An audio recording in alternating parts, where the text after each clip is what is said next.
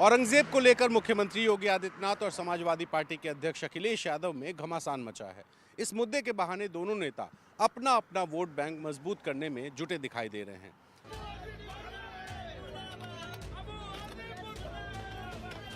सबसे पहले आपको बताते हैं कि उत्तर प्रदेश की विधानसभा में क्या हुआ। दरअसल मुगल बादशाह औरंगजेब की तारीफ के बाद जिस तरह से महाराष्ट्र के समाजवादी पार्टी विधायक अबू आजमी घिर गए, इसका असर मुंबई से 1500 किलोमीटर दूर लखनऊ में भी दिखा।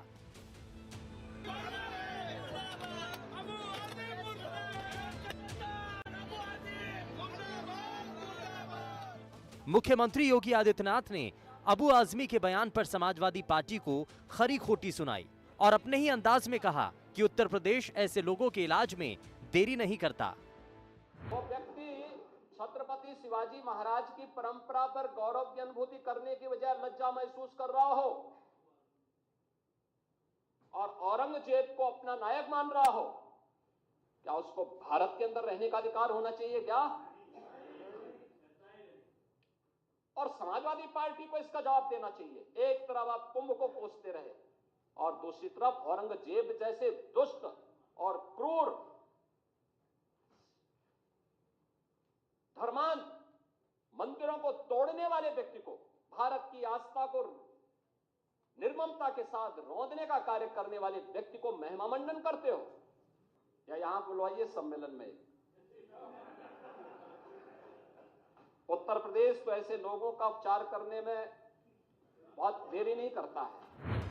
योगी आदित्यनाथ ने समाजवादी पार्टी पर आरोप लगाया कि वो जिनके नाम पर राजनीति करती है उनके विचारों को भी नहीं मानते।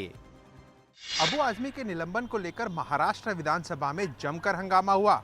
संसदीय कार्य मंत्री चंद्रकांत पाटिल ने उनके निलंबन का प्रस्ताव दिया, वहीं विधायक सुधीर मुनगंटीवार ने उनको बर्खास्त करने की मांग की। महाराष्ट्र विधानसभा के अध्यक्ष ने प्रस्ताव मंजूर किया और अबू आजमी का पूरे बजट सत्र से निलंबन कर दिया। सब गलत हिस्ट्री दिखाई जा रही है। औरंगजेब रहमतुल्लाह अलैह ने बहुत सारी मंदिरें बनवाई हैं और आप बनारस में जाकर देखेंगे एक बच्ची, पंडित की बच्ची को जब उनका ही एक सिपह सालार उसके साथ शादी करना चाहता था, उन्होंने उस सिपह सालार को 2 हाथियों के बीच पैर बांध करके वो मार दिया और उन पंडितों ने उनके लिए एक मस्जिद बना के दिया वहाँ पर। क्या बात करते हैं, ये गलत हिस्ट्री। तो आप औरंगजेब को क्रूर शासक नहीं मानते हैं? नहीं, मैं नहीं मानता। औरंगजेब क्रूर शासक नहीं है। बिल्कुल नहीं, मैं बिल्कुल क्रूर शासक नहीं मानता। औरंगजेब की यही तारीफ अबू आजमी को भारी पड़ गई। महाराष्ट्र विधानसभा के बजट सत्र से उन्हें निलंबित कर दिया गया। मंत्री नितेश राणे ने कहा कि सिर्फ निलंबन से काम नहीं चलेगा, उन्हें सख्त से सख्त सजा भी मिलनी चाहिए और उनको ज्यादा से ज्यादा सजा निलंबित करना ये बहुत कम है, क्योंकि हमारे देव पुरुष के बारे में, छत्रपति संभाजी महाराज के बारे में उन्होंने ये जो अपमानित जो चीज कही है, उनको ज्यादा से ज्यादा सजा मिलना चाहिए, ऐसा मेरा बोलना है। विधान परिषद में विपक्ष और मुख्यमंत्री देवेंद्र फडणवीस के बीच तीखी बहस देखने को मिली। मुख्यमंत्री देवेंद्र फडणवीस ने कहा, चाहे कुछ हो, शिवाजी महाराज का अपमान बर्दाश्त नहीं किया जाएगा। महाराजांचा, छत्रपती शिवाजी महाराजांचा आणि छत्रपती संभाजी महाराजांचा अपमान करेल कोणी असो, त्याला सोडलं जाणार नाही, सोडलं जाणार नाही, सोडलं जाणार नाही। असं आहे, एक लक्षात ठेवा, समजा काही न्यायालयाने निर्णय दिले असले तर वरच्या न्यायालयात जाऊ, पण सोडणार नाही। निलंबन के बाद अबू आजमी फिर सामने आए, कहा कि उन्होंने छत्रपति शिवाजी महाराज और छत्रपति संभाजी महाराज का अपमान नहीं किया है। अबू आजमी ने ये आरोप भी लगाया कि उन्हें धमकी दी जा रही है। उत्तर पूर्वी दिल्ली के ब्रह्मपुरी इलाके में एक मस्जिद के विस्तार को लेकर बड़ा विवाद खड़ा हो गया है, जिसके चलते हिंदू समुदाय के लोग नाराज हैं और उन्होंने अपने घर के बाहर लिख दिया है, हमारा मकान बिकाऊ है।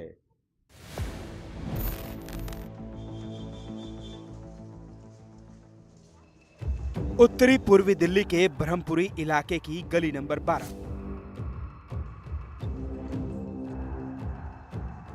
यहाँ 75% से ज्यादा हिंदू रहते हैं। इनमें से कई लोगों ने अपने घरों के बाहर इस तरह के पोस्टर लगा दिए हैं कि ये मकान बिकाऊ है। आखिर ऐसा क्यों लिखा है, जानिए यहाँ के लोगों से। सर क्या नाम है आपका? मेरा नाम पंडित शंकर लाल गौतम है जी। पंडित जी, क्या यहाँ नाराजगी है लोगों की? ये पोस्टर क्यों लगाए हैं? ये पोस्टर इसलिए लगाए हैं जी, गली नंबर 13 में एक मस्जिद थी जो 2013 में मकान लिया गया था। उसमें मकान था, वो आज भी मकान है मस्जिद के नाम पे। उसमें गुम्बद वगैरह कुछ नहीं है, तो उसमें वो नमाज वगैरह पढ़ते थे, किसी को कोई दिक्कत नहीं आई। दिक्कत जब आई जब गली नंबर 2020 फरवरी के जो दंगे, इन लोगों ने झूठ बोल के 2-2.5 हज़ार आदमी बुला ली कि वहाँ जो जिसको मस्जिद बोलते हैं मकान को, उसमें आग लगा दी और तोड़फोड़ कर दी गई। तो 2-2.5 हज़ार आदमी चौहान बागर जाफराबाद से बुलाए गए और उसी पॉइंट से जिसको मस्जिद बोलते हैं वहाँ से गोलियां चलवाई गई, पत्थरबाजी करवाई गई। और एक छोटा मंदिर हुआ करता था गली नंबर 13 में, वहाँ तक वो गोली चलाते हुए आए और 3 हिंदू लड़कों को गोलियां लगी थी, उस समय घायल हुए थे। हाँ जी। तो पुलिस का कहना ये है कि जो ये मस्जिद है इसको एमसीडी से परमिशन मिली है बनने की, तब ये मस्जिद बन रही है।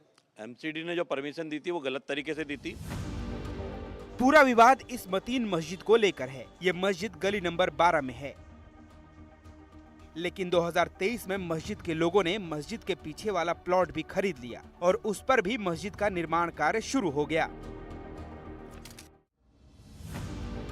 इस मामले में जब हमने मस्जिद से जुड़े लोगों से बातचीत करने की कोशिश की तो उन्होंने बातचीत करने से इनकार कर दिया। वहीं इलाके में माहौल ना बिगड़े इसलिए पुलिस ने यहाँ सुरक्षा बढ़ा दी है। दिल्ली की बीजेपी सरकार अपने पहले बजट को लेकर तैयारियां शुरू कर चुकी हैं। मार्च महीने में सरकार अपना बजट पेश करेगी और उससे पहले समाज के अलग अलग वर्गों से सुझाव लिए जा रहे हैं। विकसित दिल्ली बजट को लेकर दिल्ली की मुख्यमंत्री रेखा गुप्ता ने आज दिल्ली की महिलाओं से और फिर शिक्षा क्षेत्र से जुड़े लोगों से मुलाकात कर उनसे बजट को लेकर सुझाव मांगे। उन्होंने कहा कि पार्टी ने जो वादे किए हैं उसे पूरे किए जाएंगे। एक्चुअल में क्या जरूरत है, इस पे जो उन्होंने सुझाव दिए ये मेरे लिए बहुत ही महत्वपूर्ण है और मुझे खुशी है कि दिल्ली की बहनों को एक महिला मुख्यमंत्री से जो अपेक्षाएं हैं आज उन्होंने उस पर खुल के बोला। गुरुवार को बीजेपी सरकार व्यापारी वर्ग से भी मिलेगी। इस बीच महिलाओं को 2500 रुपए देने को लेकर आम आदमी पार्टी ने दिल्ली में ITO और IIT फ्लाईओवर के ऊपर पोस्टर दिखाए। मोदी जी ने गारंटी दी थी दिल्ली की महिलाओं को कि 8 मार्च को पहली किश्त आएगी। 4 दिन बाकी हैं। दिल्ली की महिलाएं इंतजार कर रही हैं। दिल्ली के अलग अलग हिस्से से महिलाएं आई हुई हैं। दिल्ली का बजट सत्र 24 मार्च से शुरू होगा और 26 मार्च तक चलेगा। देखना होगा कि पिछले साल के 76,000 करोड़ से कितना बढ़ेगा और महिलाओं के लिए कितना बजट आवंटित होगा। बिहार में सरकारी आंकड़ों में बड़ा दावा, कहा रोजगार देने में बिहार पूरे देश में अव्वल। 2020 से लेकर अब तक बिहार में करीब 7.5 लाख लोगों को सरकारी नौकरियां मिल चुकी हैं और बिहार सरकार 12 लाख लोगों को सरकारी नौकरी देने का लक्ष्य पूरा करेगी। वहीं विपक्ष इन आंकड़ों को एक सिरे से खारिज कर रही है। 2020 से 2025 तक 7.5 लाख लोगों को सरकारी नौकरी दी गई। चुनाव से पहले तक 12 लाख लोगों को सरकारी नौकरी देने का लक्ष्य पूरा किया जाएगा।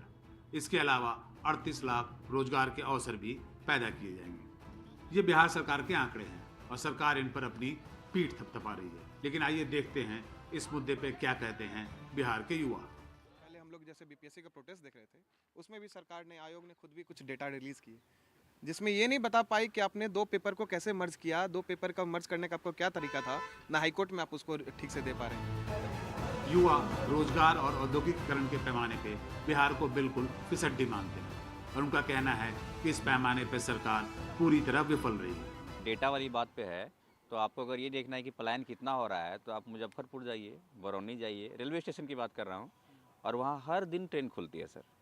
तो मैं तो कहता हूँ NDTV से कि एक बार कवर कीजिए। वहीं बिहार सरकार एक दूसरा दावा भी कर रही है। सरकार के आंकड़ों के मुताबिक रोजगार देने के कारण बिहार से पलायन भी काफी कम हुआ है। पिछले कुछ वर्ष तक जहां बिहार से 5 करोड़ से अधिक लोग रोजगार के लिए पलायन करते थे, वहीं ये आंकड़ा अब 2.9 करोड़ रह गया है।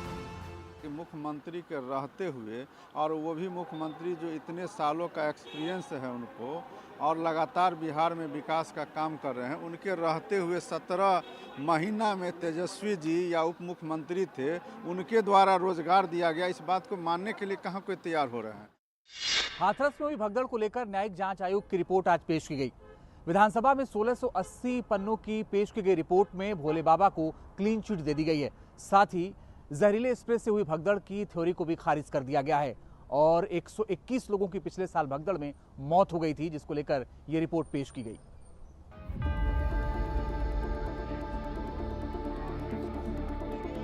हाथरस में सत्संग का आखिरी दिन, भोले बाबा के पैर छूने को लेकर होड़ मच गई। फिर देखते ही देखते भगदड़ हुई। इसके बाद तो किसी की मां, किसी का भाई, किसी का बेटा, कई रिश्तों ने दम तोड़ दिया। 121 लोग काल के गाल में चले गए। अब इस हादसे की जांच कर रहे न्यायिक आयोग ने कथावाचक भोले बाबा को क्लीन चिट दे दी है। न्यायिक जांच आयोग की 1680 पन्नों की रिपोर्ट में साजिश से इनकार नहीं किया गया है। रिपोर्ट में कहा गया है कि भोले बाबा के पैर छूने को लेकर भगदड़ हुई, पर क्यों, इस पर कोई ठोस वजह सामने नहीं आई है। रिपोर्ट में कहा गया है कि हलफनामों में जांच को भटकाने के लिए झूठे दावे पेश किए गए थे। कुछ लोगों ने जहरीले स्प्रे से भगदड़ होने की थ्योरी पेश की थी, जिसे न्यायिक जांच आयोग ने नकार दिया है। स्थानीय पुलिस और प्रशासन को भगदड़ जैसे हालात बनने के लिए जिम्मेदार ठहराया गया है। जांच रिपोर्ट में कहा गया है कि भीड़ को कंट्रोल करने की जिन पर जिम्मेदारी थी वो फेल रहे। न्यायिक जांच आयोग ने रिपोर्ट तैयार करने से पहले हाथरस के सभी अफसरों से बात की। जो लोग मौके पर मौजूद थे उनसे भी जानकारी ली। प्रत्यक्षदर्शियों के मुताबिक प्रशासन से जितने लोगों की परमिशन ली गई थी उससे 3 गुना ज्यादा भीड़ थी। रिपोर्ट के मुताबिक भीड़ प्रबंधन का पूरा कार्य आयोजकों और उनके सेवादारों द्वारा किया जाता है। जांच में ये भी पाया गया कि इस कार्यक्रम के आयोजक, सेवादार और कमांडर उत्तर प्रदेश के विभिन्न जिलों और अन्य राज्यों से बुलाए जाते हैं, जिनकी कोई पृष्ठभूमि जांच नहीं होती और उनकी जानकारी प्रशासन को नहीं दी जाती। राजस्थान में पिछली कांग्रेस सरकार के 2 और फैसले जांच की जद में आ गए हैं। सीएजी की रिपोर्ट के आधार पर शिक्षा मंत्री मदन दिलावर ने शिक्षा विभाग में 1705 करोड़ के घोटाले का आरोप लगाया है। कहा है कि वे इसकी जांच करेंगे। राजस्थान में मिड डे मील और मदरसों के यूनिफॉर्म वितरण में कथित घोटाले पर राजनीति तेज हो गई है। शिक्षा मंत्री मदन दिलावर ने मंगलवार को विधानसभा में पिछले कांग्रेस सरकार पर 1705 करोड़ के घोटाले का आरोप लगाया। शिक्षा विभाग को सीएजी की रिपोर्ट प्राप्त हुई है। उन्होंने ये भी लिखा है कि जो नेफेड 50 रुपए किलो दाल देने को तैयार था, उसको इन्होंने 75 रुपए किलो में खरीदी। नामांकित बच्चे यानी रिकॉर्ड पर थे 59 लाख समथिंग बच्चे थे। इन्होंने उसमें से 66 लाख बच्चों को उपलब्ध करवाया, यानी 7 लाख बच्चों को ज़्यादा सामग्री उपलब्ध करवाई और इसलिए संदेह के घेरे में है। जांच से स्पष्ट हो गया है कि ये बड़ा घोटाला है। कोरोना काल में बच्चों को मिड डे मील का राशन घरों तक पहुंचाया गया था। 2023 में कांग्रेस सरकार ने मदरसों में पढ़ रहे बच्चों को यूनिफॉर्म देने का ऐलान किया था। आरोप है कि दोनों योजनाओं में विद्यार्थियों की संख्या से ज्यादा खरीद की गई। हालांकि कांग्रेस इन आरोपों को जरूरी मुद्दों से ध्यान भटकाने वाला बता रही है। डिमांड पे जिस प्रकार से रिप्लाई था, शिक्षा के अलावा फॉरेस्ट पे बोले हैं, मेडिकल पे बोले हैं, पंचायती राज पे बोले हैं, होम पे बोले हैं, सब डिपार्टमेंट पे बोले हैं, लेकिन एजुकेशन किस प्रकार से मजबूत हो, अच्छी शिक्षा हम बच्चों को दें, उस पे नहीं बोले। सच्चाई तो जांच के बाद ही सामने आएगी, लेकिन तब तक दोनों दलों को एक दूसरे पर आरोप लगाने का मौका मिल गया है। पिछले हफ्ते मध्य प्रदेश में कैबिनेट मंत्री प्रहलाद पटेल ने कहा कि जनता को भीख की आदत पड़ गई है। जब बवाल हुआ, कांग्रेस ने विरोध किया तो उन्होंने कांग्रेस से ही माफी मांगने को कहा, लेकिन इसके बाद कांग्रेस भीख का कटोरा ऑनलाइन बीजेपी के दफ्तर पहुंचाने लगी। खबर यह भी है कि आला कमान भी प्रहलाद पटेल के इस बयान से नाराज है। मंदसौर के गांधी चौराहे पर कांग्रेस कार्यकर्ताओं ने मध्य प्रदेश सरकार में कैबिनेट मंत्री प्रहलाद पटेल का पुतला दहन किया। इंदौर की सड़कों पर उनके खिलाफ पोस्टर लगे। भोपाल में कांग्रेस मुख्यालय में पार्टी नेता बीजेपी दफ्तर ऑनलाइन भीख का कटोरा भेजने की तैयारी करने लगे। लेकिन हम कोशिश करेंगे कि इसे ऑनलाइन डिलीवरी के जरिए भाजपा के नेताओं तक पहुंचा दिया जाए। कांग्रेस की नाराजगी का सबब पिछले हफ्ते दिया गया प्रहलाद पटेल का बयान था। समाज से लेने की जो आदत है, अब तो सरकार से भीख मांगने की आदत लोगों की पड़ गई है। बवाल हुआ, कांग्रेस ने सवाल पूछा कि अब भारतीय जनता पार्टी की ने ये जो परंपरा चालू की है, ये कब खत्म होगी, ये बताए इनकी सरकार। लेकिन प्रहलाद पटेल ने जवाब के बजाय कांग्रेस से कहा कि वो माफी मांगे उनकी पार्टी से, उनके नेताओं से। वो मेरी पार्टी और मेरे नेतृत्व से क्षमा याचना पहले करें। खबर आई कि पार्टी आलाकमान नाराज है। पटेल ने पार्टी अध्यक्ष को टैग करके ट्वीट किया, फिर डिलीट किया। वहीं भोपाल में जवाब मांगा गया तो बीजेपी नेता नमस्ते कहने लगे। किसी ने कहा पटेल से बात करके बताएंगे। जय श्री राम। पहला तो ऐसे बात करेंगे, उसके बाद भी कुछ कहेंगे। खैर, आखिर में मंत्री जी की एक और बात सुना देते हैं।